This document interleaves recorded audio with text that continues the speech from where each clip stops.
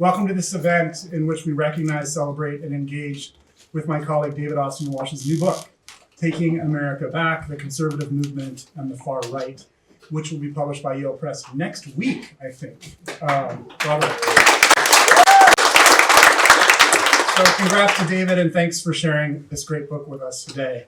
It represents, in my view, as a historian of the United States, a really important step forward in our understanding of the past. And I wanted to say to David, I appreciate in particular that he sent me a copy of the book this morning, which I found so riveting that it was also an opportunity for me to skip 2 meetings earlier today to make sure I made my way through the book in advance of the session. It's really a terrific read. My name's Stephen Pitti. I'm professor of history and American studies and ethnicity, race, and migration, and I direct the Yale Center for the Study of Race, Indigeneity, and Transnational Migration, or RITM. The RITM Center is really delighted to have had this chance to support this gathering, and I want to thank and applaud my friend Maury Samuels, director of the Yale Program for the Study of Anti-Semitism, for hosting David this year as a postdoctoral fellow here at Yale, and for all of his good work on campus. The RITM Center that I run was founded only a few years ago, but Maury and maybe others will remember that the first major conference that we organized emerged from a partnership with YPSA on racism, anti-Semitism, and the radical right. That great event a few years back featured speakers from all over the world, as well as fellow scholars here on this campus. And today's panel about David's book, in some ways, at least in my mind, contributes to and advances those conversations. So I'm really excited about this, what we're going to hear today, and I want to thank David, and I want to thank Maury, our terrific panelists, who you'll hear about in a second, and the folks at Yale who made all of this possible, including Victoria Stone-Cadena, Ryan Wynn, and Jacqueline Dona in RITM, and Inessa Laskova, Diane Brown, and Kajetan Hika in the Whitney Humanities Center, as well as all the good folks involved who I've forgotten to name. It took a lot to put this together, of course, and I'm grateful for the hard work that went into getting everyone here. So our format is pretty simple. David will speak for somewhere in the ballpark of 10 or 15 or 20 minutes, I've heard different numbers, about his book, and then we'll hear brief remarks from our panelists. We'll then hope to hear questions, of course, from the rest of you. I'll remind you, as we always do, that Yale is committed to protecting free expression and peaceful dissent, and that interfering with speakers' abilities to speak and audience abilities to hear and see is not consistent with the university's free expression policy.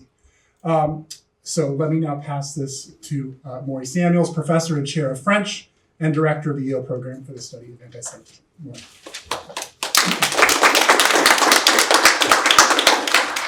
Thank you, Steve. So I'm the director of the Yale Program for the Study of Anti-Semitism, and I want to begin by, thanking Steve again for co-sponsoring this event, and to the whole RITM group.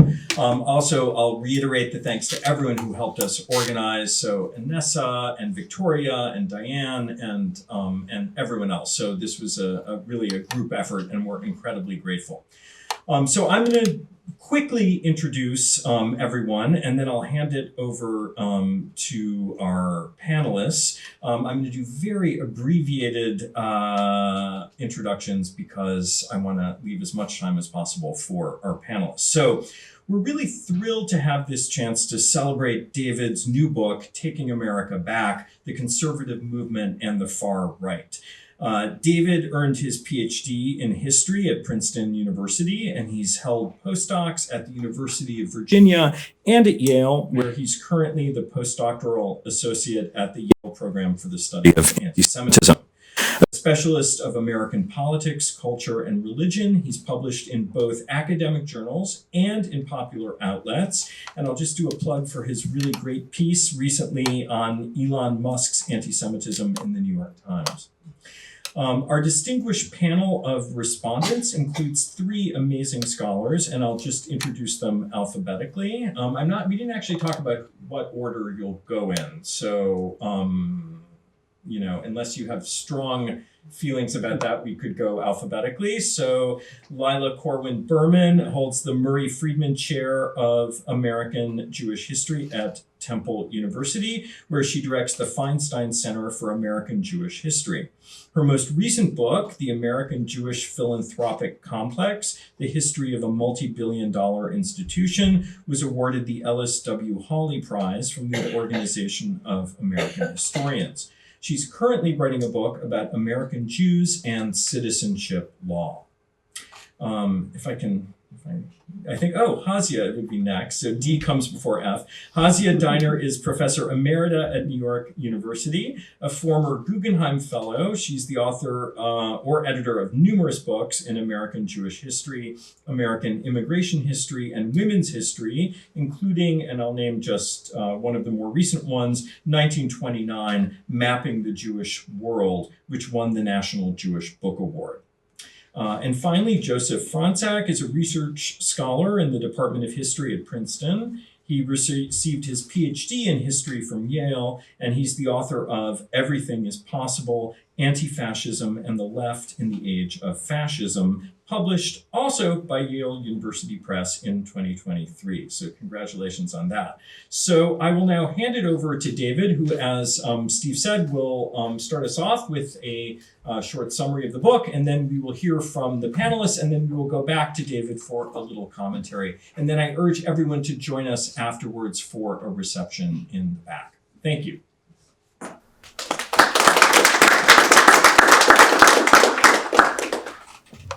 There should be free wine so we can get nice and tanked after. So I wanted to begin. Let me set my timer so that I'm not going over time, because I was going to write out my comments in detail and my sort of talk in detail, but then I thought, you know what, I wrote this book, I can probably just sort of muscle through it. I actually wanted to begin with how this project began in the first place. And I write about this a little bit in my in the postscript at the end of the book. When I was in college, I started listening to, I'm often asked the question, how did you start to be interested in the far right as a research topic? When I was in college, I started listening to Coast to Coast AM with Art Bell. Seeing a couple of people nod their heads. It might be recognizable. It was a UFO conspiracy theory radio show, I believe broadcast from the Philippines because Art Bell was trying to evade paying U.S. income taxes. It was one of these very strange, you would have in people calling in saying that, I worked at Area 51 and I saw some strange stuff, man. I thought it was funny. That is the first space I ever encountered Alex Jones. I was listening to this program, and Alex Jones is on as basically as a commentator on UFOs. And this was in roughly 2008, 2009.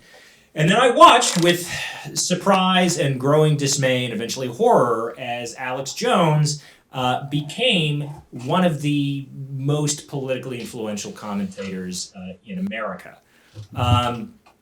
So that was sort of my beginning to being interested in the far right, and the broader moment of the Tea Party in 2008, 2009 when I was in college. I distinctly remember Glenn Beck when he was on Fox News back in the day with his chalkboard showing all of the different ways in which conspiracies are interlinked. Quick plug for my class in conspiracy theories here at Yale, and I'm pleased to see some of my students in the audience.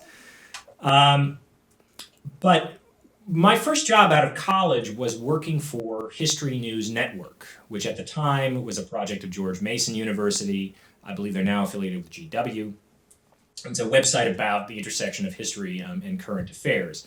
And my very first responsibility, the very first story I ever put into production there, it was not my idea, but I was the production editor on it, was a roundtable featuring the work of Roger Griffin, Robert Paxton, David Nywart, a few other people, doing a roundtable discussion of Jonah Goldberg's book, Liberal Fascism. For those of you who are unfamiliar with Jonah Goldberg, he's a conservative commentator, was at one point, I believe he no longer is, a writer for National Review magazine. And in liberal fascism, I wish I had, I didn't want to use slides for this, but this would have just been a wonderful image. The cover of the book is a smiley face with a Hitler mustache. And the basic argument is that Hillary Clinton is the true inheritor, the most authentic inheritor of the fascist tradition in American politics. So I remember thinking this was an odd argument at the time. I was all 20 years old. I was sort of glancing at the book. I distinctly remember he sent me a series of very, very angry emails calling me unprofessional and asking me how I'd ever gotten this job in the first place. Because apparently when we published the roundtable, I neglected to inform him that he was being criticized by this group of scholars, and he demanded a space to respond, and sort of degenerated into a back and forth involving a bunch of name calling. But I ended up reading his book as a result of this, and one of the major arguments is sort of the way that he framed it was, I'm so sick of being called a fascist by people on the left, by liberals. This is a smear, it's a slur, and I'm writing this book to push back against that. And that was what inspired me to write my senior thesis when I was in college. So this was in 2010. In 2011, I wrote a senior thesis on Reveal Oliver. Now, Reveal Oliver is one of the central characters of my book, and I'll sort of explain how he fits in and why it's relevant for the sort of broader stakes of the project. Reveal Oliver was a professor of classics at the University of Illinois in the 1950s and 60s, retired in 1977. He was a professor of Sanskrit, actually. He was apparently a very distinguished Sanskrit scholar. In the 1950s, he became friendly with William F. Buckley Jr., the founder and editor-in-chief of National Review magazine, and became part of the sort of conservative, the growing conservative intelligentsia in the United States in the mid-20th century. Was very friendly with Buckley, supposedly went to his wedding, although I was never actually able to verify that, so that's not in the book, and was the book review editor at National Review. Reveal Oliver became one of the most prominent and influential neo-Nazis in the United States within the space of 10 years. He was the intellectual godfather of William Luther Pierce, the author of the Turner Diaries. Some of you might have heard of this book before. It's essentially a white nationalist fantasy about a race war that ends with the total extermination of all non-white people in the United States and eventually the world. Oliver apparently gave a tremendous amount of guidance on the writing process for Pierce. So I was surprised that a man who was so influential in the American neo-Nazi movement was, at one point in his career, so ensconced in mainstream American conservatism. So the broader argument of the book, the broader intervention of the book, is that the narrative that the conservative movement purged itself of what William F. Buckley called the kooks, the crazies, the extremists, the racists, the open neo-Nazis, the fascists, and that Buckley himself was one of the sort of primary drivers of the sort of expulsion of the crazies from the movement, has at best been an exaggeration and a self-serving narrative for American conservatism. I argue instead in my book that the American right, the way to understand the American right throughout the broad sweep of the 20th century is through the framework of what I call in the book, a right-wing popular front. So you have the popular front on the left in the 1930s. Many of you are probably familiar with the concepts. The idea is that in the face, obviously, I feel kind of odd lecturing on this in front of Joe, who has written a wonderful, wonderful book on popular front politics in the 1930s.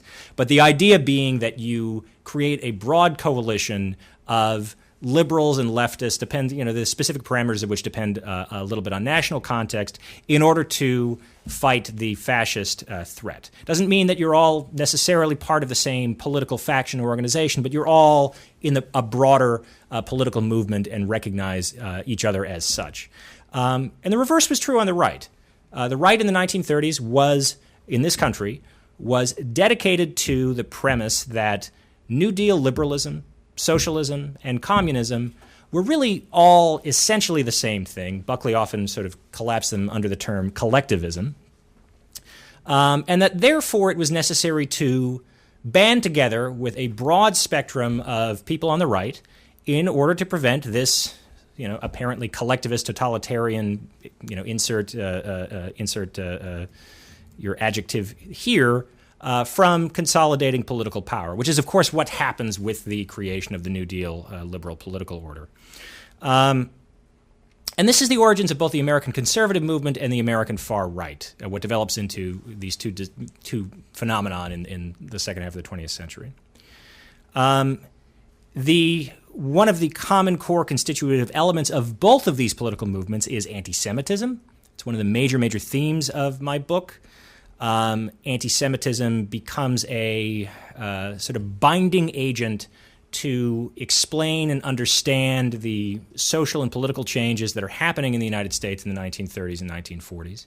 I was just saying to Lila at lunch earlier that one of the reasons, and I sort of explore this in a little bit of detail in my book, one of the reasons why anti-Semitism becomes such an important constitutive element of right-wing politics in America at this time is, well, two things. One is a core commitment to white supremacy, and the other being that because of these white supremacist politics, the inability to sort of acknowledge or accede to any degree of black political agency. So therefore it has to be, the hidden hand of the Jews behind the civil rights movement and other social and political changes. So when the modern post-war conservative movement sort of gels in the 1950s, again, under the aegis of people like Buckley and Clarence Mannion, others, it incorporates a tremendous number of figures who were deeply implicated in these far-right and anti-Semitic politics in the 1930s and 1940s. I write extensively about Merwin Hart. He was the head of an organization called the National Economic Council in the 30s and 40s, was a notorious anti-Semite, also an unregistered, I think it would be fair to characterize him as an unregistered agent of the Franco regime in Spain. He traveled to Spain extensively, wrote about the great job that Franco was doing in Spain in the late 1930s and into the 1940s. And again, was deeply involved in the sort of McCarthy moment. Merwin Hart was. I should also mention he was almost a part of the sedition trials in 1944, where very famously Rachel Maddow had this in her Ultras podcast last season. A number of prominent Nazi sympathizers were tried by the U.S. government. That case eventually fell apart. Hart was almost indicted in that case. He was actually very close friends with William F. Buckley's father. And helped to introduce the Buckley family into relationships with people like Strom Thurmond and other prominent politicians. So again, you have a narrative about the conservative movement as being something wholly separate and wholly removed from these far-right political figures. And I show in the book that it's a much more complicated and much more intertwined and intermeshed relationship. One of the common narratives about conservatism in the second half of the 20th century is that Buckley specifically purged the conservative movement of the kooks, the crazies, the John Birch Society and its political allies essentially in 1965 after Barry Goldwater's defeat. One of the other things I show is that that's not really what happened. What happened, rather, was you have this sort of distinctive bifurcation of mainstream conservatism and what becomes the white nationalist right in the mid-1960s, essentially over biological racism. And to be clear, both the mainstream conservative movement and the far right, and for that matter American liberalism, are deeply committed to systemic and oftentimes explicit racism and racial hierarchy in America.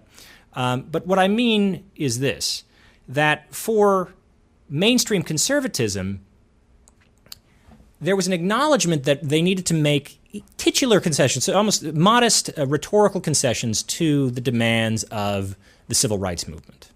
The embrace of, many scholars have written about this before, the embrace of colorblind language by conservatives and also by liberals in the 1960s and 1970s is a direct consequence of this. For people like Revillo Oliver, even this modest concession was a step too far, because for Oliver, the basis of his politics, the fundamental basis of his politics, was biological racism. Even his anti-Semitism was somewhat incidental to biological racism, and he would write. He actually wrote National Review about how the Ashley Montagu, who was one of the sort of prominent debunkers of the sort of myth of the reality of biological race, was committing a sort of a massive world historical crime in the 1950s by questioning this sort of basic biological reality of how the world works. And so that this is the sort of critical moment when thinking about how these politics evolve in the 1960s onward. For people like Oliver, for people like George Lincoln Rockwell, who also incidentally worked for National Review briefly, the head of the American Nazi Party. He sold college subscriptions for National Review, or rather he sold subscriptions on college campuses for National Review magazine, which doesn't sound like it's that important, but actually it is, because this was a very deliberate effort by Buckley and other conservatives to sort of mobilize young people around his ideas. So that this is the sort of key moment. This is the birth of the white nationalist movement in the 1960s. It stems from this sort of divide in conservatism. But it's a divide that's it never gestates into a complete split. And I'll add a little bit more color about one of the other characters I examine in my book, Joseph Sabran. Joe Sabran was a columnist at National Review magazine who was sort of Buckley's, for want of a better term, his replacement goldfish for Gary Wills. Gary Wills is a very distinguished historian at Northwestern University, I believe, right? I just actually bought an old copy of one of his books over the weekend. Brilliant historian of religion in America. Got his start at National Review before breaking with American conservatism for a variety of reasons, one of them being that he thought Richard Nixon was a scumbag. So I will readily stipulate that Gary Wills was onto something there. My students who are in the lecture hall today will attest I say things very frequently and very derogatory about Richard Nixon. In any event, Joe Sabran was sort of Buckley's replacement for Gary Wills. He sort of filled the same intellectual sparring partner role. Like Wills, Sabran was a Catholic. He was also, like Wills, from Michigan, so sort of had the Midwestern thing going on. He was brought to Buckley's attention after writing an op-ed, and I think it was the Eastern Michigan State University newspaper. Anyway, becomes a columnist at National Review, and is really, really prominent in conservative journalistic politics for the next 20 years. Sabran also praises repeatedly neo-Nazi publications in the late 70s and early 80s. He says that one magazine in particular, it's called Instauration, which means something to the effect of renewal, written by a guy named Wilmot Robertson, who's a sort of Southern segregationist, that these are the publications that have the guts to say the truth about race in America, right? Sabran is also intensely anti-Semitic. He writes in the pages of National Review in the 80s kind of these bizarre columns about how he wishes that Catholics could get their organizational political power together in the way that the Jews have. It's a kind of philo-Semitism that's verging on anti-Semitism. It becomes explicitly anti-Semitic in the 1990s when he blames the Jews and Israel for the outbreak of the Gulf War, and he eventually becomes a Holocaust denialist. Starts to go to the conferences organized by the Institute for Historical Review, which is an infamous Holocaust denial organization. And this is not somebody who's just sort of a peripheral figure in American conservative politics. He is the disciple of William F. Buckley. He is a prominent editor at National Review magazine. And this is well after when the supposed purge of sort of elite conservative politics of the kooks, the crazies, the Nazis had taken place. So one of the arguments I make in my book is that insofar as there's any truth to the purge narrative whatsoever, it's a sort of narrative of continuous purge, that this is not something that just happens at one point and then, oh, we're fine, but rather it's something that the sort of boundaries of respectable conservatism, as Buckley once put it, have to be constantly enforced. And so this is sort of the broader intervention of the project. In my field of sort of right-wing studies, the sort of what continues to be the focus of most of our conversations is the question of Donald Trump and really MAGAism writ large. Is this or is this not an aberration in American conservative politics and in American politics writ large? And the consensus is that no, it's not an aberration. I think that this book contributes to that debate, but frankly, the debate is more or less over at that point. It's more a question of then, is Trump an acceleration of, to what extent is Trump an acceleration of phenomenon that are already sort of under the hood of American conservatism and American politics writ large? But one of the other interventions of this book in particular is, and this is a sort of more political as opposed to historiographical intervention, but my sense is that there is continues to be more than a hint of nostalgia for the good old days in the 1960s and 1970s when, conservatives were sane, when William F. Buckley was on TV, on firing line with his, I won't try to do my Buckley impression, I will exercise a little bit of discretion there, but his drawling northeastern mid-Atlantic accent, and that this represents a past, almost a usable past for a politics that we should aspire to again in the 2020s. And I think that this is wrong. I think that this is a fundamental misreading of the history of the American conservative movement and the American far right, and it offers frankly, it offers a seductive fantasy about a depoliticized American political landscape, which I don't think has any real correspondence to reality either then or today. So it's just sort of a brief thumbnail sketch of my book. I do want to thank everybody here for coming out to this talk today. Some of you know I struck out yet again on the job market. I just heard that there was a job that I was a finalist for that I did not get over the weekend. So it's been rough. It's been difficult, and frankly, it's been a little bit. It sort of robbed this moment of some of the joy it otherwise might have had.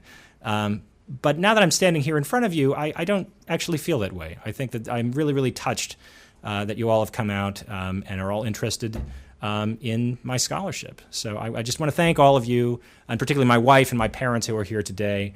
And I'll actually end on this note, and I don't want to embarrass my parents here, but there's a good friend of mine who once made a comment. He's John Huntington, who's a wonderful, wonderful historian. His book, Far Right Vanguard, I highly recommend. He said, everybody's first book in far right studies is, in a sense, a letter to our parents. So for many people, it's, why does my dad hold these crazy political beliefs? For me, it was, why do my parents think that Buckley was one of the good ones? I'm putting you guys on the spot. I know you don't actually think, but you remember watching him on Firing Line. Yeah, okay, fair enough. On foreign policy, all right. So with that, I will, again, I want to thank everybody for coming, and I look forward to hearing the thoughts of the panel. And yeah, I will leave it there.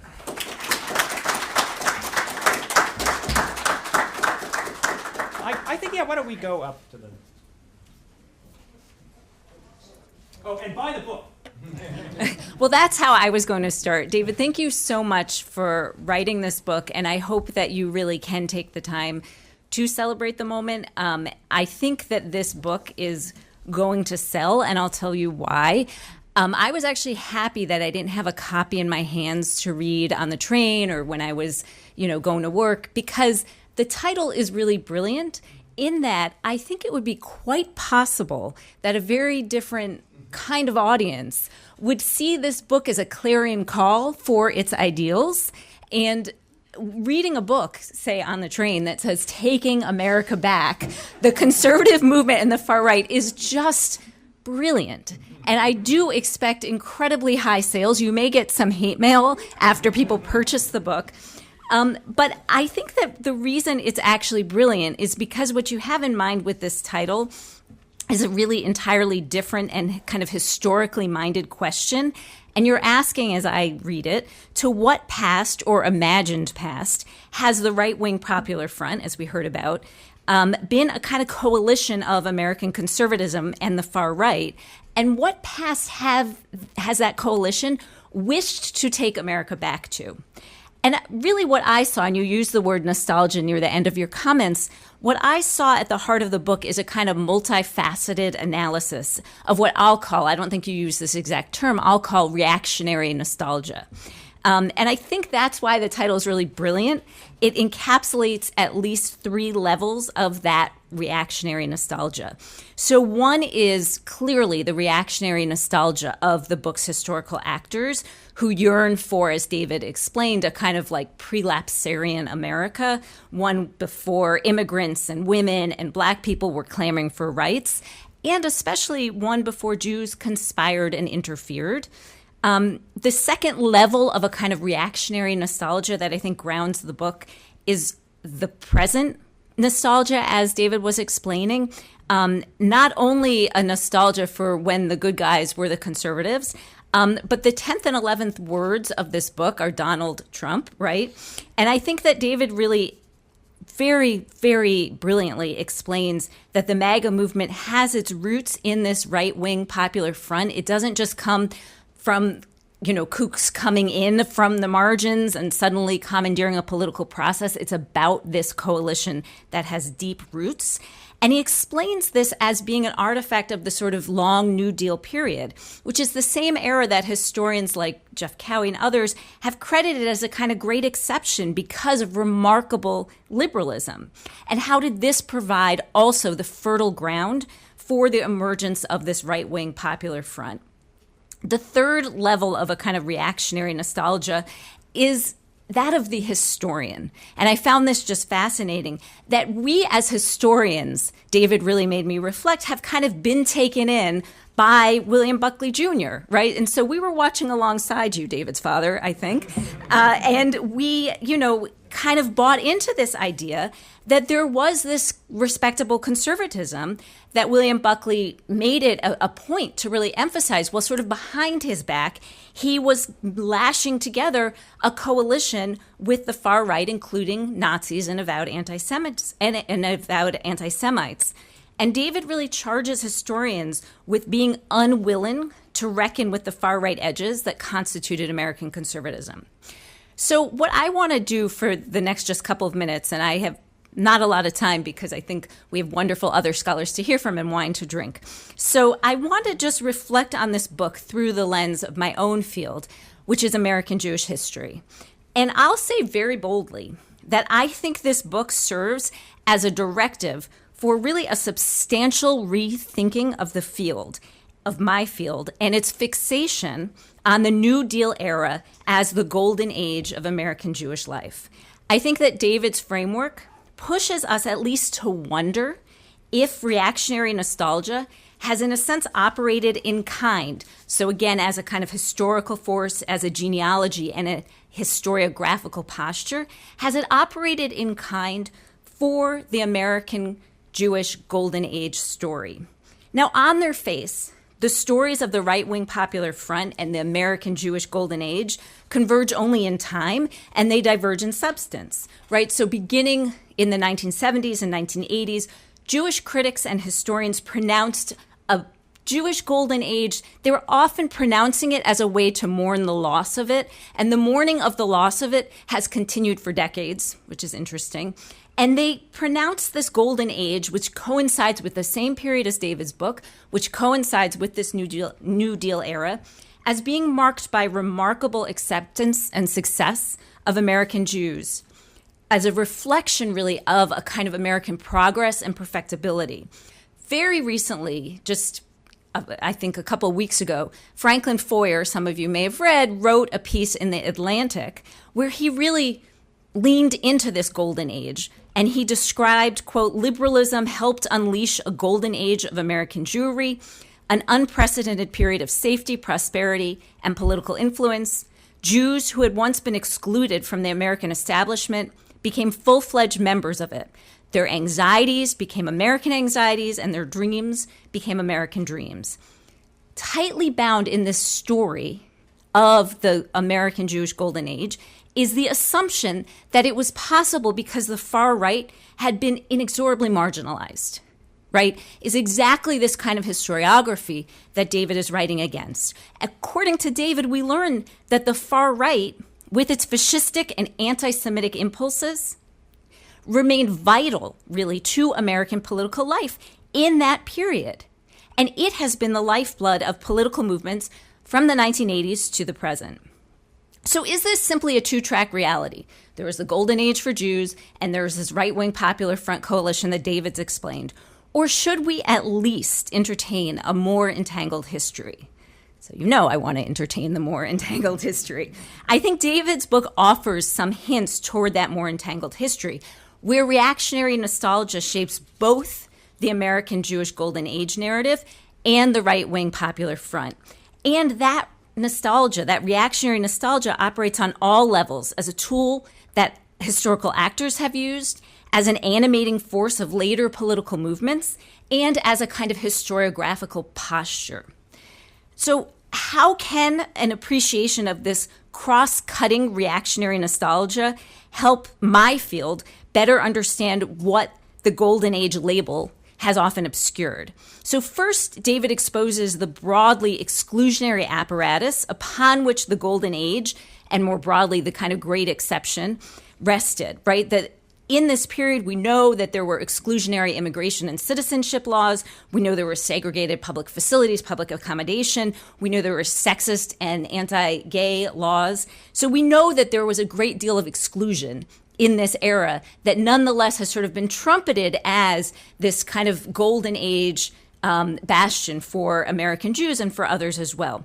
Second, though, his work identifies a much more specific exclusionary apparatus directed against Jews that wove through that acceptance and that excess that's the anchor of the Golden Age narrative, and it provided actually a kind of counter theory of American decline. So just as American Jews are saying this is progress, look at our progress, look at the progress of the United States, there's this counter theory from this right-wing Popular Front, and it is anchored in what David names as political anti-Semitism.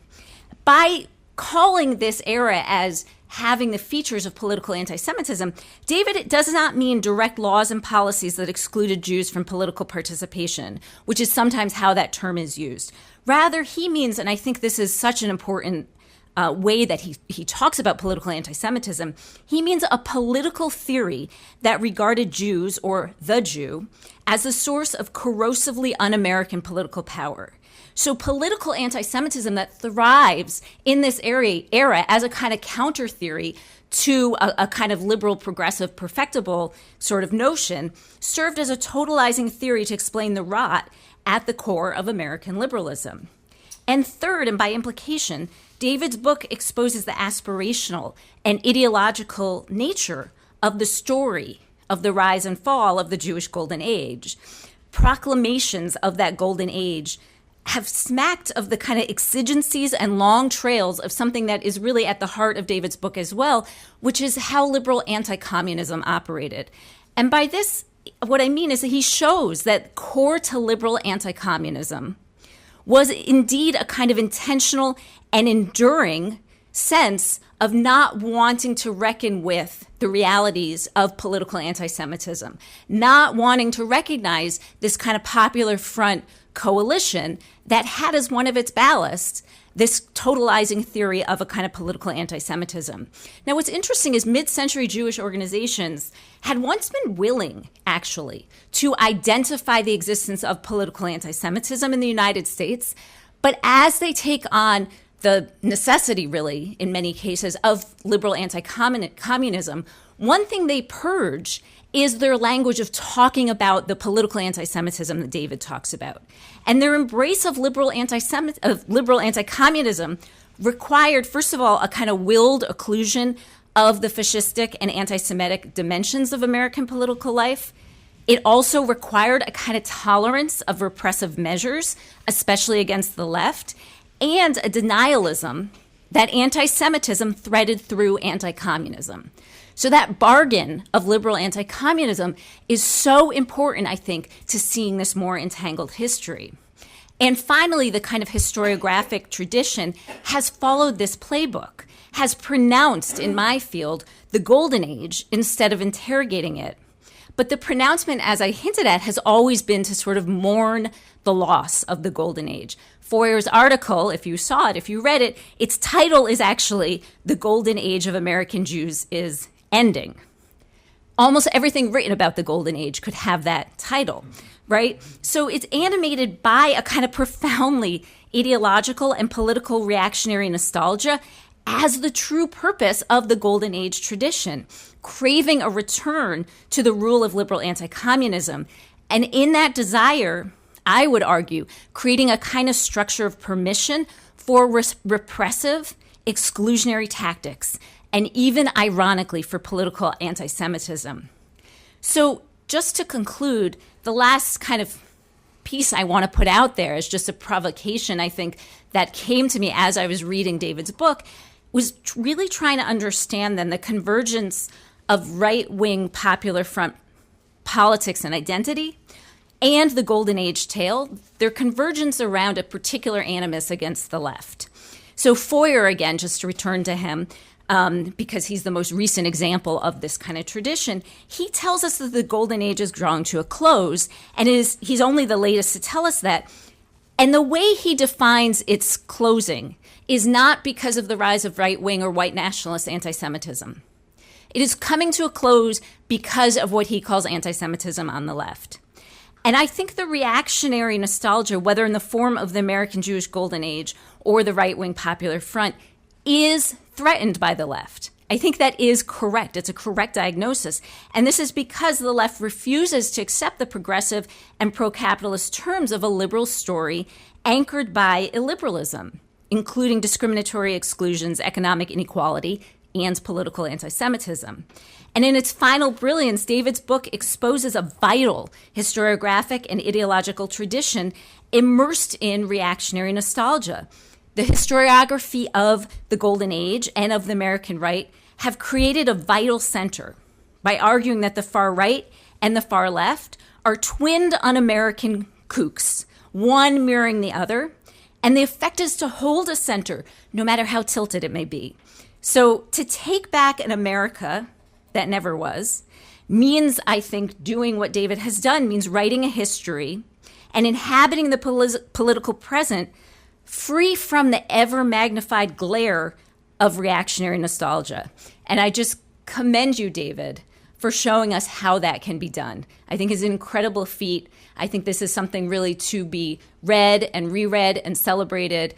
And I thank you for allowing me to engage with it. And you'll have lots of other people feeling in your debt for this scholarship. Thank you.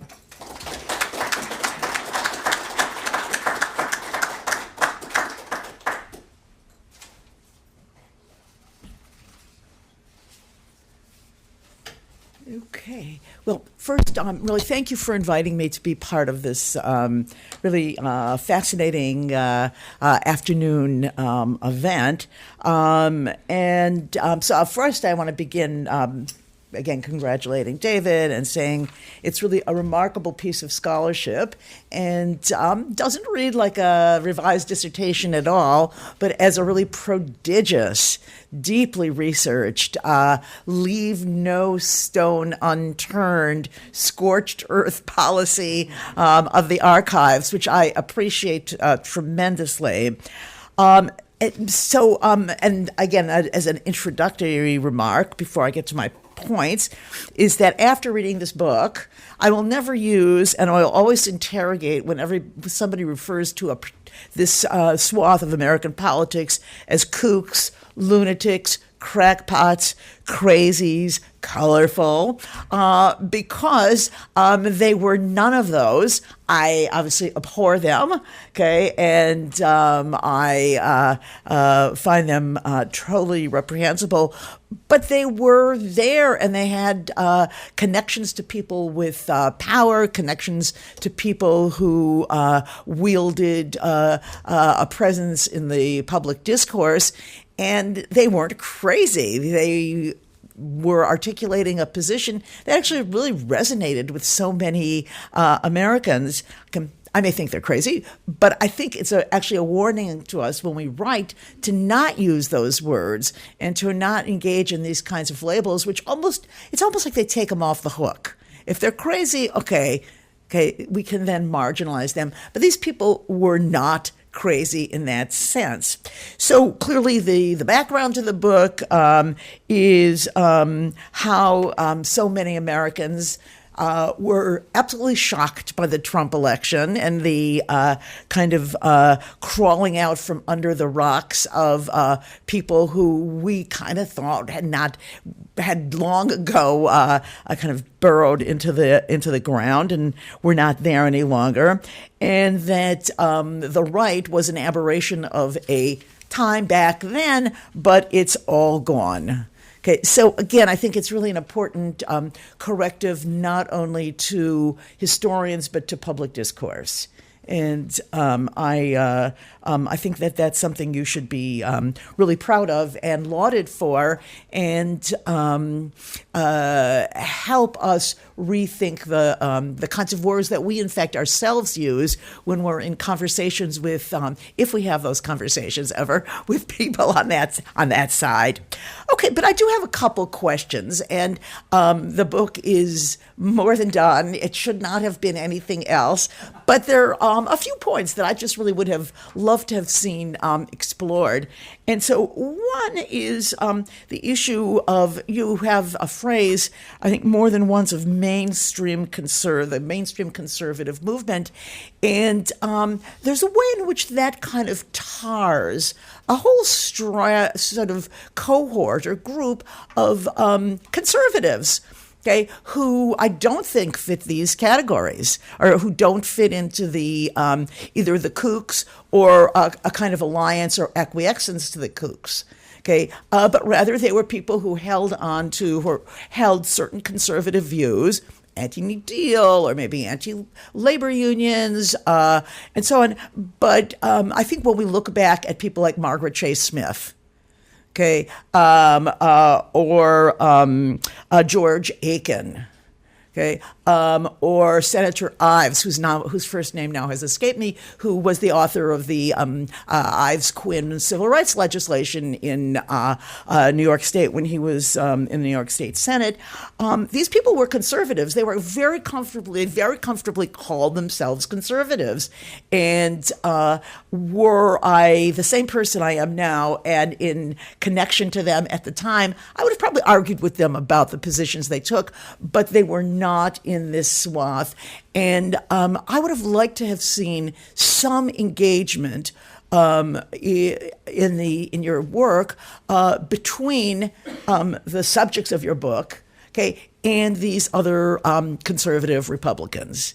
Okay, and when Joseph McCarthy referred to Margaret Chase Smith and the 6 senators who, along with her, denounced him, and he called them Snow White and the 6 Dwarves, he was in a way onto something, which is there is this other part of the conservative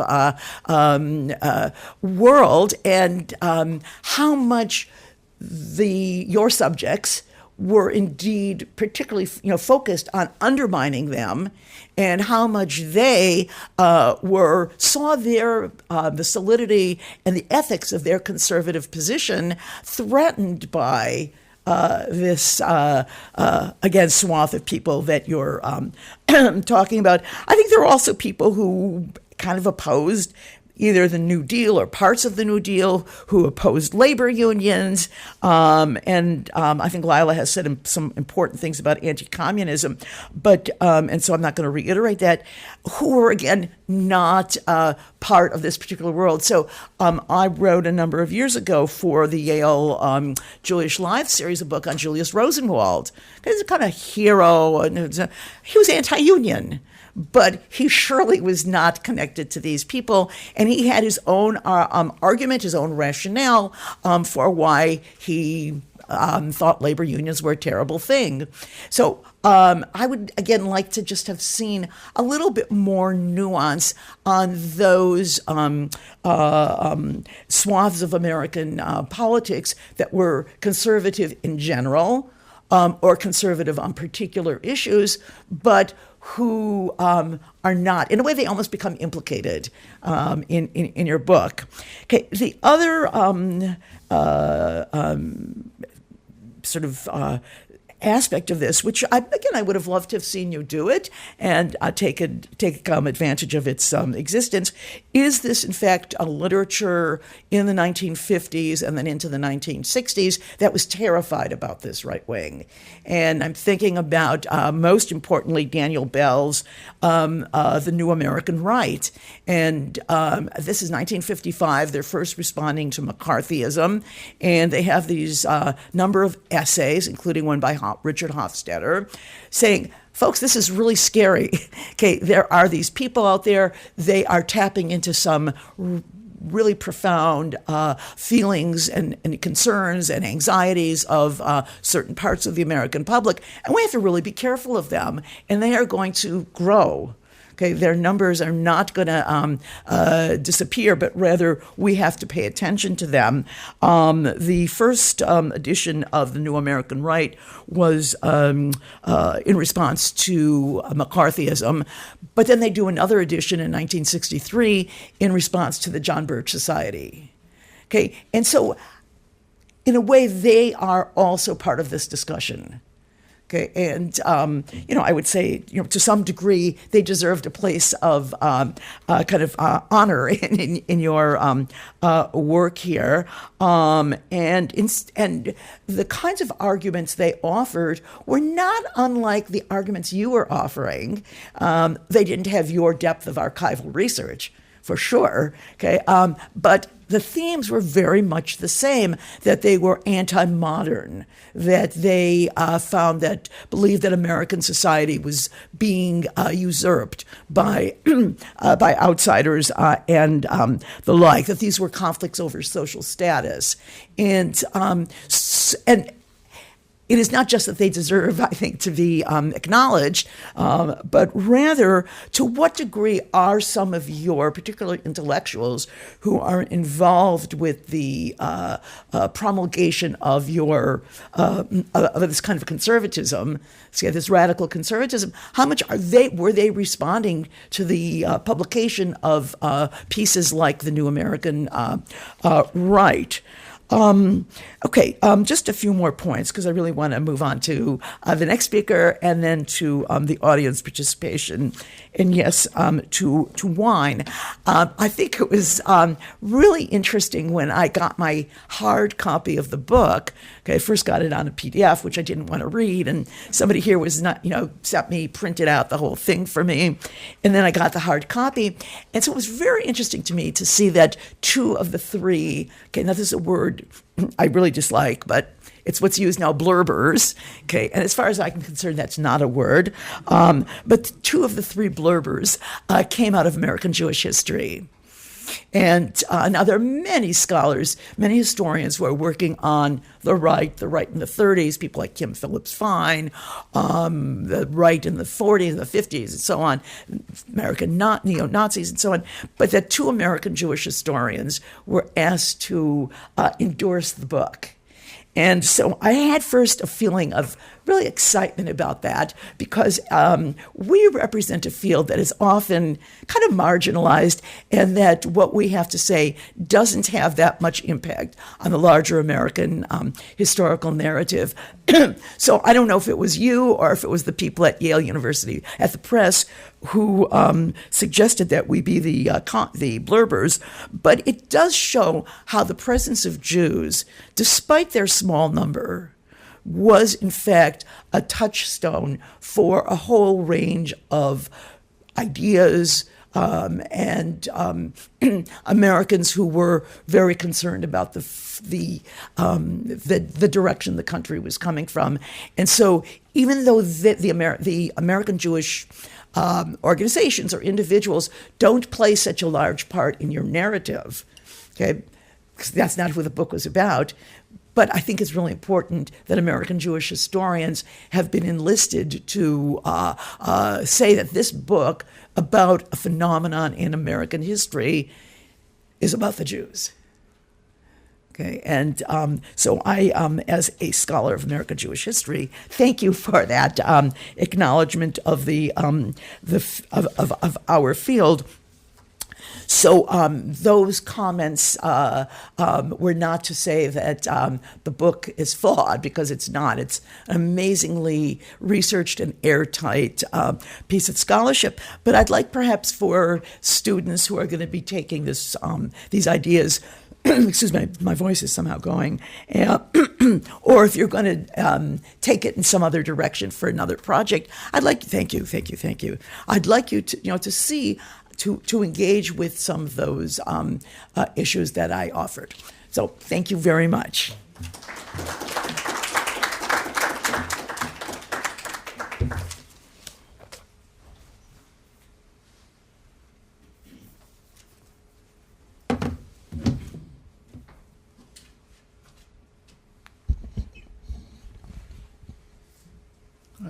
That was really beautiful. I want to start with thank yous. Thank you to everyone who put in some labor into making this happen and come off. I certainly appreciate it, and I appreciate being invited to talk to you here. So congratulations, David, on this really big-hearted book. It's a punch-throwing book. It's, I think, a profoundly direct and honest book. And I don't know, maybe in their own way, every history book is like that, but in other ways they're not. And this one's honest in every way. So, I mean, I am a historian, so, I quote unquote like history, but not every monograph I read is fun to read. But this book was really a fun read. It's I'd say fun every page through. I had fun all the way through. It's also a persuasive and compelling book. I want to comment on 5 points. I won't be able to get to all of them. I want to at least mention them. So first I'm going to talk about 2 points about how, as you should sense already from what people have said, how David shows what the right was really like even before Trump. And then a third point about this sort of vaporescent but combustible nature of class in the book. It's really fascinating to me. And then a fourth point I'll just briefly gesture to, because we've already gone down this road a bit, but I'm curious about what I'll call it, the historicity of anti-Semitism in the book.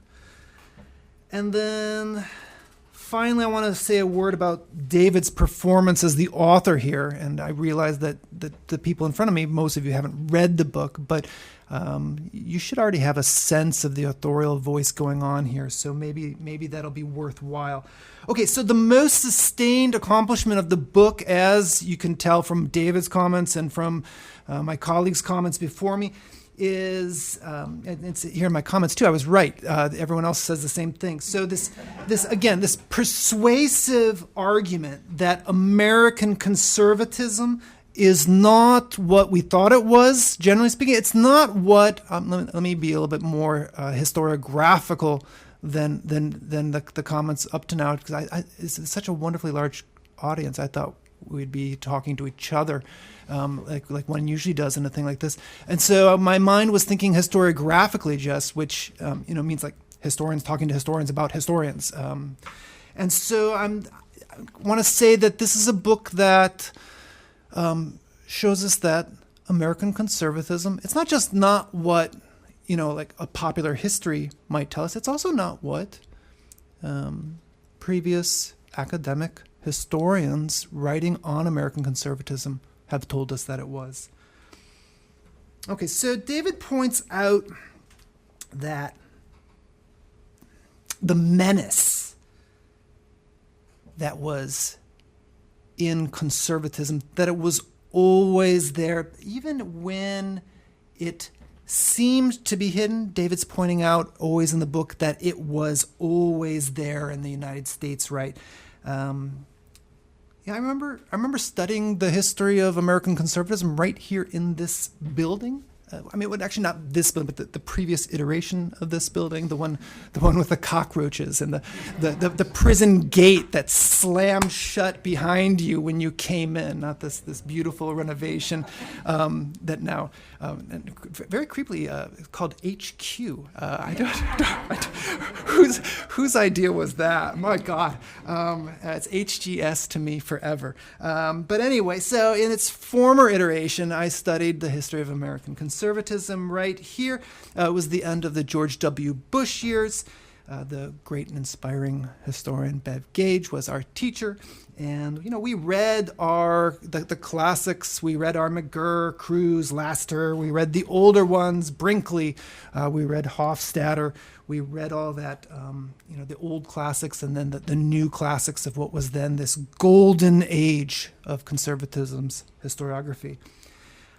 I don't think David's main reference point, Kim Philip Fine's great book, Invisible Hands, was out quite yet, but it was right around the corner. I do know that we read Elizabeth Fones-Wolf's great book, Selling Free Enterprise, which had the same sort of argument, explaining, again, like in Kim Philip Fine's title, Invisible Hands, explaining, or in the subtitle, the Businessman's Crusade, explaining the role of economic elites in creating the modern right.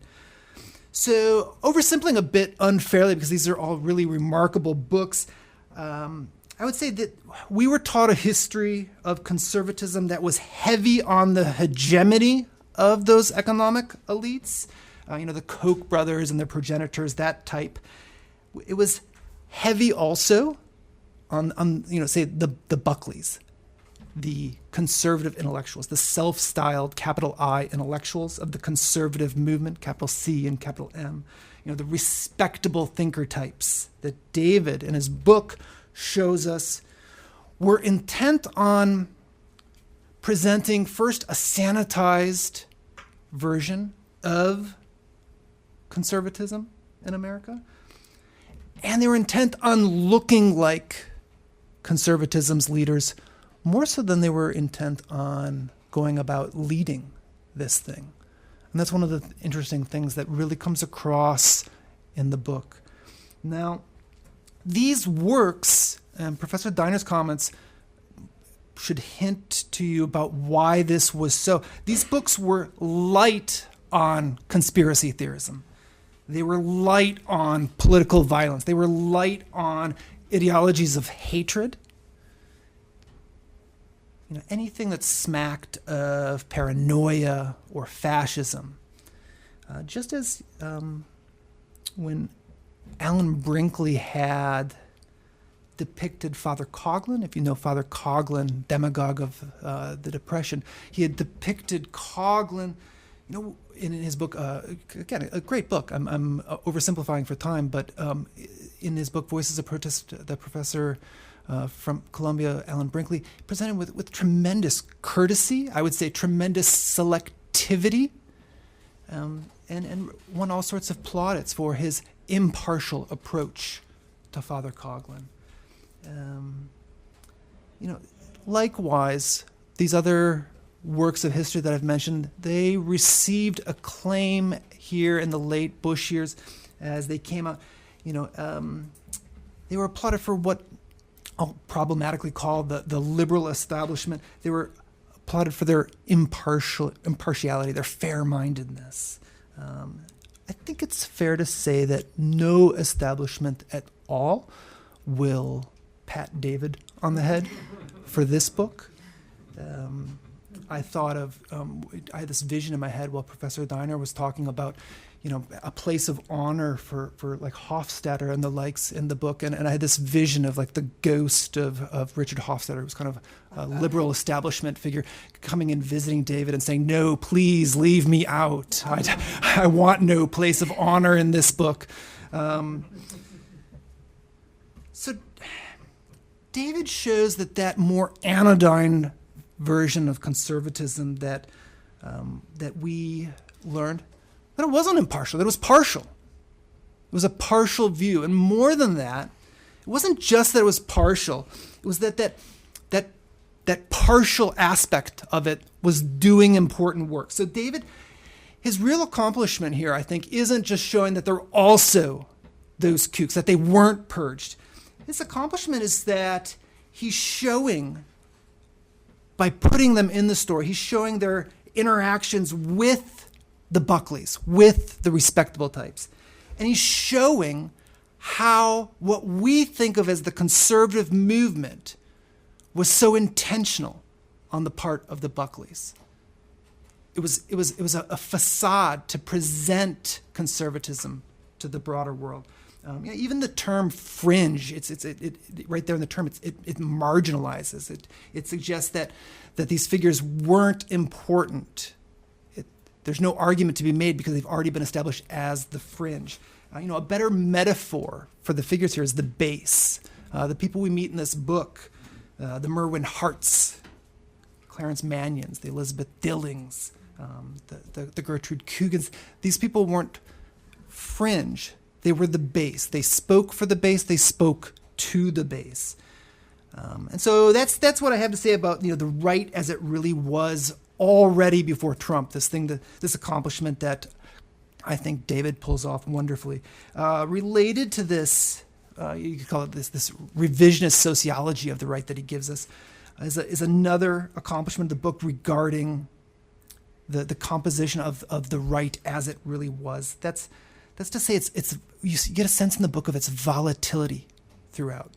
The grown-ups in the room, they claim to be in charge, but there's such anxiety in their voice as they're making the claims in the book. They know deep down that they're not in charge.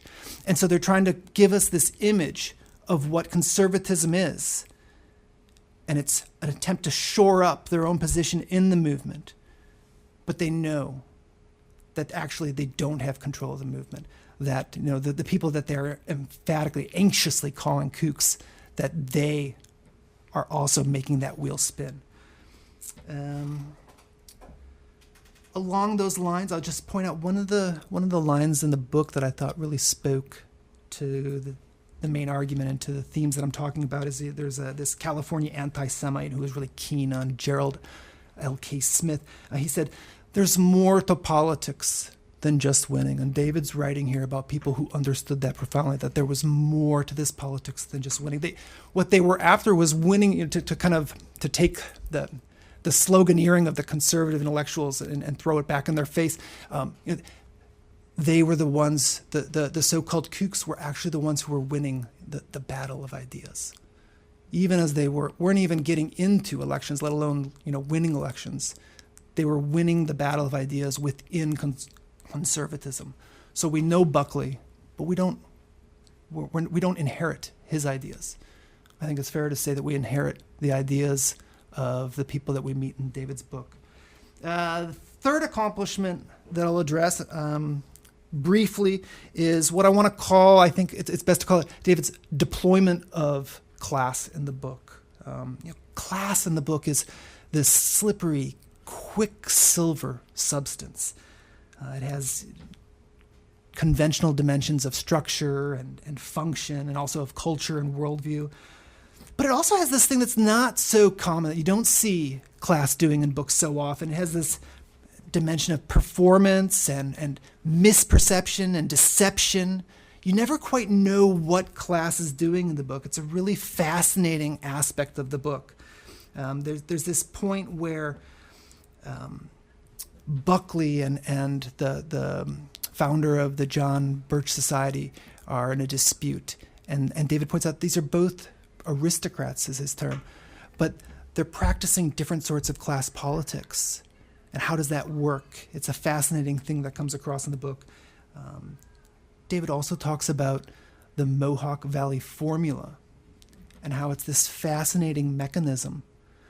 On the one hand, on the face of it, this was, to be brief, I'll give a shorthand. On the face of it, this was a mechanism, this was a strategy of an industrialist to put down a labor insurgency. But it also has to, what it does to do that is it's to provoke the popular right into action, to provoke vigilante movements into existence, to put down that labor insurgency. But part of what's, I think, darkly brilliant about this formula, that this figure that David's mentioned, Merwin Hart, took part in formulating, is that it's aware that once you put a vigilante movement in motion, you have to deal with it, and you can't control it. And so what do you do when you prompt the popular right into action and you don't lead it anymore? And so that struggle, it's almost, I'm curious if David would authorize the idea of the book as showing a class struggle within the right in the book. Okay, so those were the main points that I wanted to say. I had a point about the historicity of anti-Semitism. I guess I'll just pose it as a question. Where does this anti-Semitism come from? We've already gotten hints of what it might be. It seems like several historical versions of anti-Semitism have entangled, that's a wonderful metaphor, and kind of wrapped into a specific sort of anti-Semitism here. But I'm curious to hear more about that, like the shorthand kind of straw man way to put it was like, is this the populists' fault? Where'd this come from? Then my brevity there, I think, gives me a moment to get to my final point. That's what I want to address, David's place in all of this. Or maybe ask, why was this book so much fun to read? And I think it, in part, is that David here hasn't written in the customary old school voice of the historian. This is tapping into a different discourse. One way to put it is I'm not young, but as far as historians go, I'm not old either. And this is one of those books where I think, oh my, this was written by a younger person. It was apparent. The voice of it is like those darn kids. It's not at all the sort of book, like I said, that we read in my time here in what I'm still calling HGS. It has a different sort of voice. It's a voice of a certain. It is a young man's book. It's also very clearly a man's the author here. You get a sense of the distinctiveness of that. And so where originally I was going to go with that it was some sort of convoluted appreciation of David as kind of an exemplar of carrying on the old traditions of the intelligentsia. It involved like Isaiah Berlin, and it was very long and convoluted. So I'll skip that, and I'll just say instead that what's striking, I love that David has written this book with his primary conceptualization being that of the Popular Front. Because regarding the Popular Front that we know before we read this book, the left's Popular Front, this is a book that belongs to it. This is emphatically a Popular Front book. This book belongs to the Popular Front in the way that one of the books that David mentions in the book, Derunian's book, Undercover, in the way that belongs to the Popular Front. It belongs to the Popular Front in the way that the old magazine PM belongs to the Popular Front. It belongs to the Popular Front in the way that Citizen Kane or Strange Fruit belong to the Popular Front. This here is the living tradition of the Popular Front still with us. And David has given that to us. and I want to applaud that. I think another way to put it is that there were more, and David's he's gestured toward this, there were more careerist-minded books to be written than this one. There were books that David could have written that the establishment would have, patted him on the head and said, what a fair-minded and impartial book. But those books wouldn't have been as deeply honest as this book is. And I'm struck by that honesty, and I carry that honesty with me even though I've finished reading the book. And so I guess I'll end the way I started with a thank you. I want to thank David for writing this book instead of one of those other books. And I want to thank him for writing the book that was clearly in his heart and for sharing it with us today.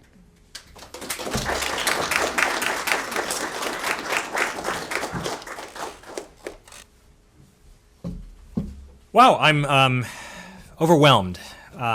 So I just want to respond very briefly to all of these wonderful comments, and then open it up to questions, and then we'll get to the wine.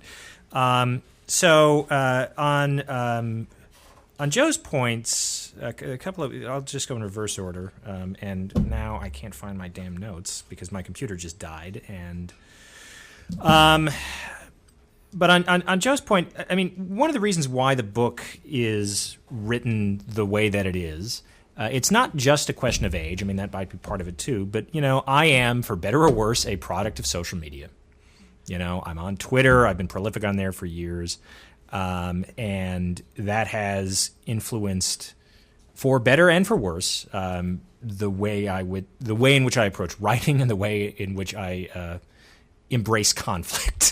In my writing. I will say this, I know this is being recorded, so I'm going to say something, try to be nice about this. I'm not as bad as John Gans, who is a wonderful political writer. I'm tremendously looking forward to his book, The Year the Clock Broke, which is coming out in June. It's on 1992. He's another one of these people who is, very much a product of not just the social media age, but very specifically Twitter, and very specifically Twitter at a particular moment in time. So the historicity of anti-Semitism, it's a good question. It's a tough question. I don't think it's a populist's fault.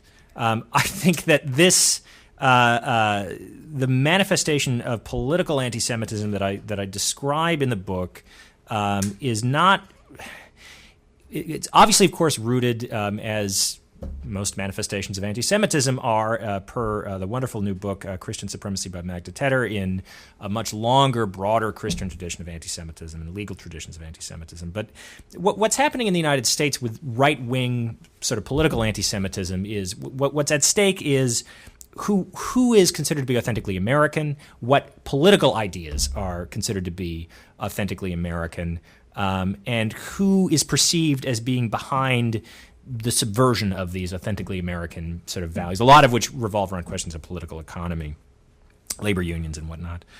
So that's a brief answer. I could go into more detail, but I'll try to keep it because I know we all want to get to one. On Hasia's points, so it's interesting with regard to the mid-century sort of intellectual establishment, as Joe said. I mean, I very deliberately punted on including them in the book. And the reason is that, on the one hand, I do think that Hofstadter, Bell, etc., in the 1950s, when they wrote The New American Right and when they wrote the updated versions, were fundamentally correct about American politics, about the American right in the context of American politics in the 1950s and 1960s. However, I do also think that this same sort of intellectual establishment, and again, building on the comments Joe made, was deeply implicated in the manufacturing, therefore, of responsible conservatism in the 1960s and 1970s. I mean, I joke about this with people, but I genuinely believe that if Richard Hofstadter didn't die at the age of 55, he could very easily have voted for Reagan in 1980. I think that there is a trajectory that you see a lot of these intellectuals go on, which is directed straight towards neoconservatism. And so, in fact, and this anticipates a future project I want to work on, I'm halfway through drafting up a book proposal, Inventing Responsible Conservatism. And the basic thesis of that is it's the liberals. The liberal establishment is deeply implicated in the manufacture, the creation of responsible conservatism. That actually links back to Lila's point about reactionary nostalgia, which could be the title of that book. There is a deep political commitment to normalizing a kind of loyal opposition to not just the New Deal political order, but what becomes the sort of neoliberal political order in the 1970s, 1980s. That is sort of predicated on all of this, and it's one that I think is making on a political level. I think it's making mistakes, but on an intellectual and a historical level, it's not something that we tend to talk about in that context or theorize in that context. So that very well could be my next book project. Also, with regard to Hasia, you mentioned Julius Rosenwald, which is he's a fascinating figure in his own right. Obviously, was one of the titans of the Sears Roebuck Company in Chicago. Was a very prolific Jewish philanthropist. Gave a lot of money to sort of promoting the cause of civil rights in the American South. Obviously, very anti-labor. And even Rosenwald is implicated in this sort of broader reactionary right. Rosenwald was involved with the America First movement, and not from a sort of isolate. He was a, but he was. He was against American intervention in World War II for reasons which are actually quite sympathetic, but was involved in this sort of broader coalition. And it was always a fraught alliance because he was Jewish. And obviously many of the prominent sort of isolationists, Charles Lindbergh in particular, are very much anti-Semitic. But it's a complicated and overlapping sort of social sphere. And this also speaks to Joe's comments about class and just how it's interesting how class works in the book and functions among these elites. All of these people are pretty wealthy, but they have different class pretensions depending on their specific circumstances. And the point about reactionary nostalgia, I think it's a really, really important one, and it very well could be, again, the topic of a book going forward. So I will leave my comments there just in the interest of time, and open it up to any questions. Anybody have any questions, comments? Please buy the book. Yeah. Yeah. Hi, I'm a Fulbright fellow, so non-American. So I observe the drama that you lived through quite from a side. But I had a couple of maybe provocative questions, but I was very much captured by what Professor Berman says about the cover of the book and the reactionary nostalgia. And my question, one of my questions is there a nostalgia on the opposite side? If the cover of the book can be read as a message by the opposite to the right, is there some kind of nostalgia on the other side? Are we trying to come back to the good old days of some other period than Trump, for instance, is suggesting? And the second, may I? Oh yeah, please. A second question. My sense was that it's a binary sort of interaction, and it's a back and forth. So, for instance, I'm remembering Hillary Clinton's basket of deplorables, and I was really displeased with that description because you put a Catholic, a neo-Nazi, a conservative, whatever you like that's not on the other side. Put it in a basket, shake it a little bit, and see what comes out. They all get similar. They're all pushed to a certain side. So do you think that had an impact to what we are seeing now, or what had developed over the past 10 years? Thank you. Yeah, no, those are both really great questions. So on the first point, the cover, I mean, you know, to be completely honest, in the interest of full transparency, the cover was sort of selected arbitrarily. The initial cover was going to be like a black and white photo of some conservatives rallying, and I remember thinking that's not evocative enough, and so there was a back and forth with the publisher. And it's like, oh, let's just do like something abstract. Let's do an American flag, but there is a message there. The American flag is tattered, so it's sort of symbolizing that the United States is under duress to a certain extent. And yes, I mean, to be completely honest, there was a little bit of self-serving, like, well, I can maybe sell books across the political spectrum with this specific cover. In fact, that already worked because when my wife and I were sitting having a drink on the pedestrian mall in Charlottesville last month, and I had a copy of my book, I was giving it to somebody. I wasn't just like reading my own book at a bar and like, ooh. But some guy came up to us and was like, oh, this book looks, I'm a patriotic American. This book looks great. It looks like the kind of book that I want to read. Okay, yeah, buy it. You know, I get the sale. But I do think that there is a sort of double message here. And nostalgia is maybe not quite the term that I would use, but a sense that, you know, I was very struck by Eric Rochway's book on the New Deal that was published recently. Recently in the past couple of years, and he tries to make an affirmative case for the importance of the New Deal political order, specifically in essentially averting fascism in the United States in the 1930s. I think that's fundamentally correct. It's very much in the Popular Front tradition that Joe is describing. So I do think that if there is a sort of nostalgic vision, it is for a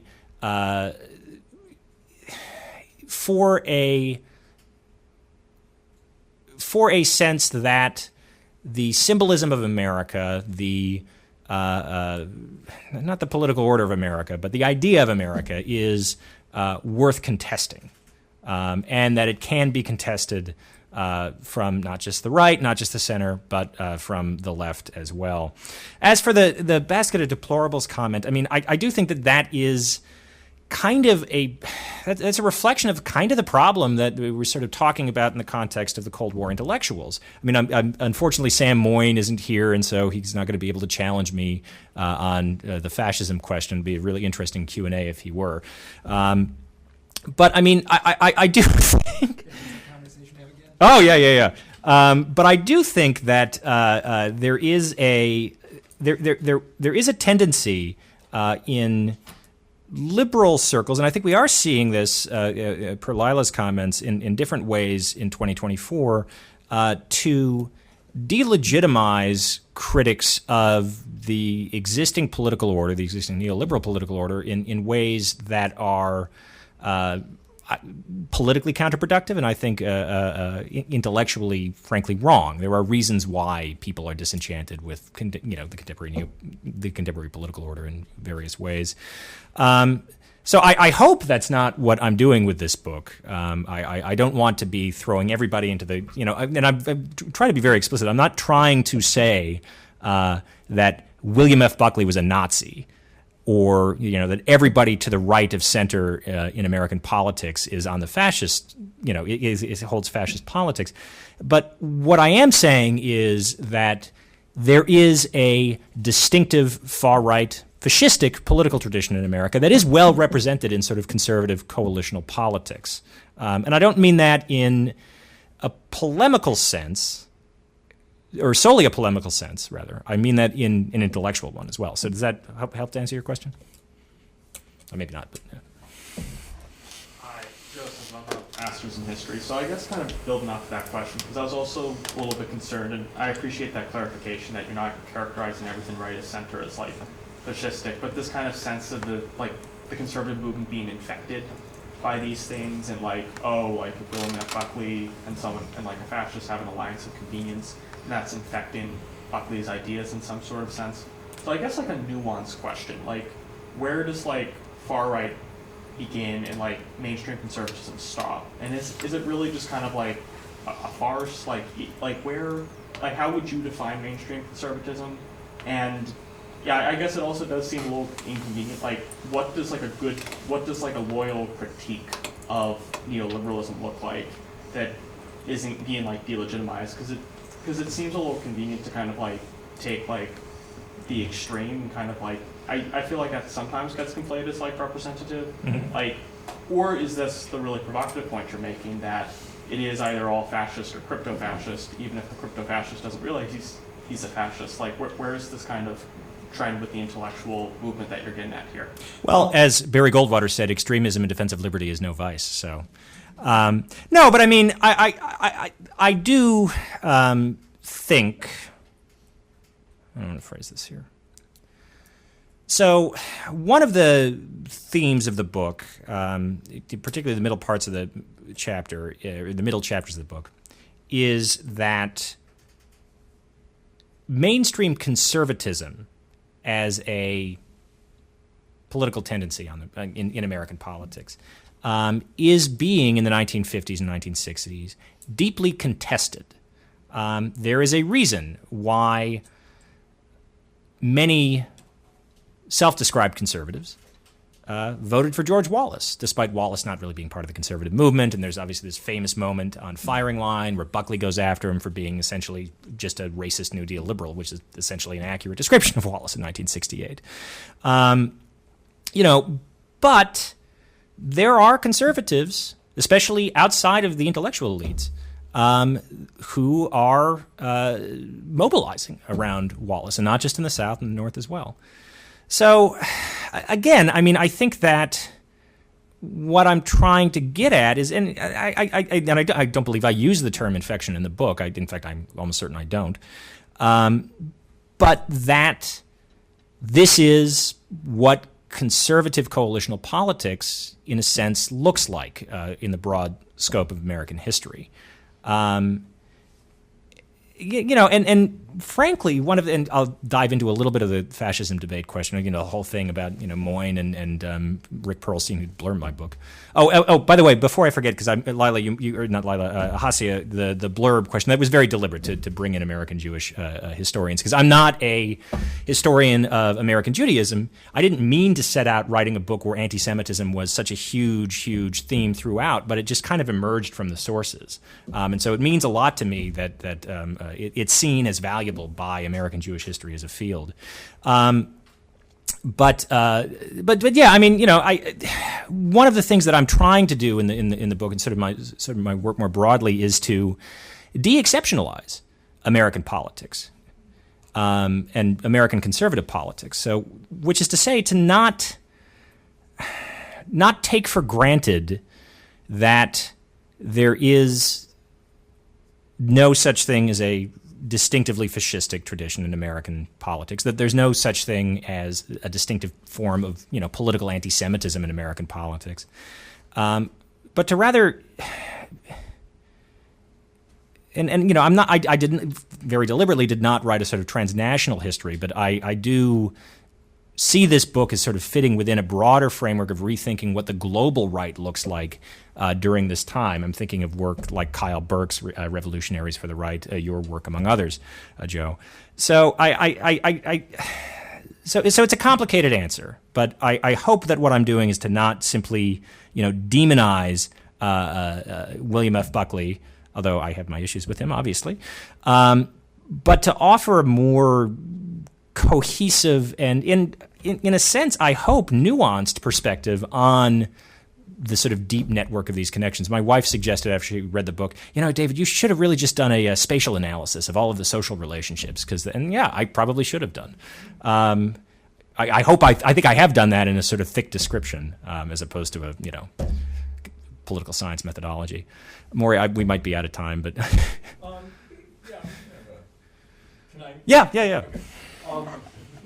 I wanted to push you a little bit on I was going to ask the comparative question, and, because I'm thinking of France, which is what I work on, where there was, far-right parties that were more or less, openly, Holocaust-denying,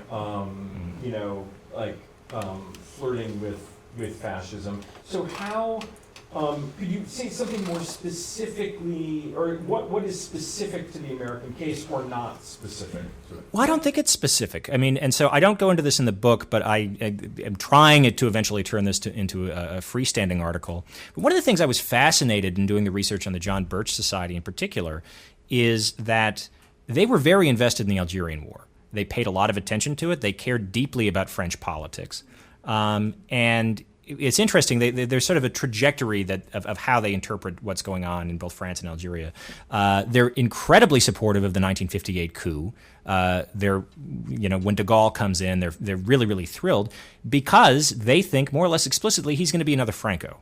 That this is going to be the establishment of a right-wing traditionalist Catholic dictatorship in France, and it's going to suppress the Algerian Revolution or the Algerian War of Independence, whatever you want to call it. When this doesn't happen, when de Gaulle essentially shows his commitment to a form of liberal democracy in France, and particularly after the Evian Accords, they turn on him hard to the point where they're actively, the John Birch Society in particular, is actively endorsing the OAS. And there's this wonderful article that is published under Raoul Salons, who's one of the generals trying to topple de Gaulle in 1961, under his byline, which is just a reprint of, I've never been able to verify whether or not this is actually true. It's a reprint of his remarks he made at his trial, and there's an insert from the editor saying, Salon was supposed to write an article for us, but then he got captured, so we're just going to reprint this because we think it basically is going to say what he would have said in our magazine.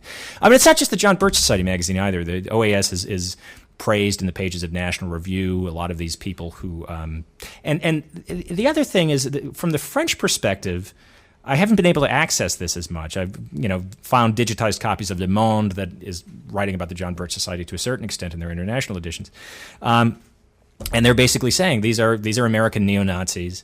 They're supporting the OAS. We understand them to be part of this sort of broader right-wing moment in the early 1960s internationally. So I don't necessarily think that there's anything especially distinctive about the American versus the European right, specifically at this time. And that gets even, I mean, we could talk about Camp of the Saints and its influence on American politics and right-wing politics.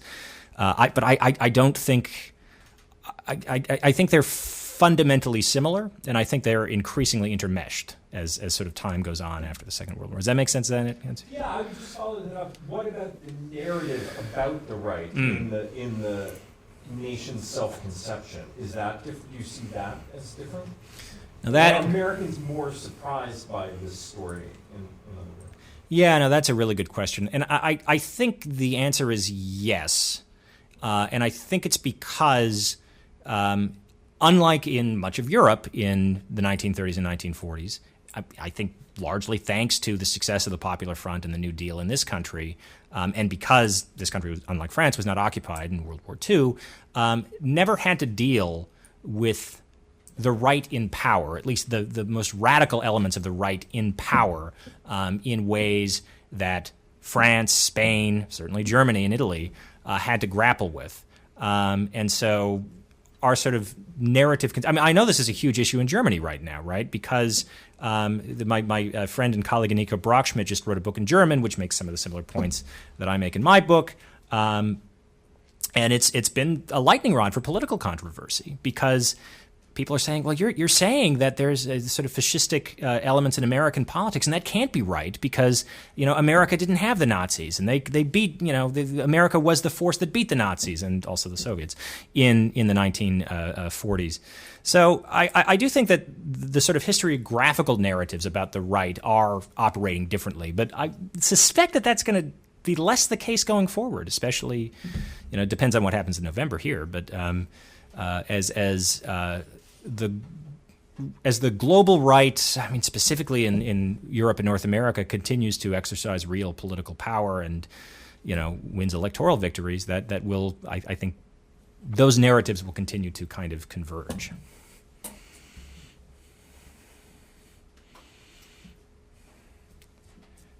Oh yeah, we're like an hour and. Right. So why don't we thank everyone. Thank you. Yeah, thank you all for coming.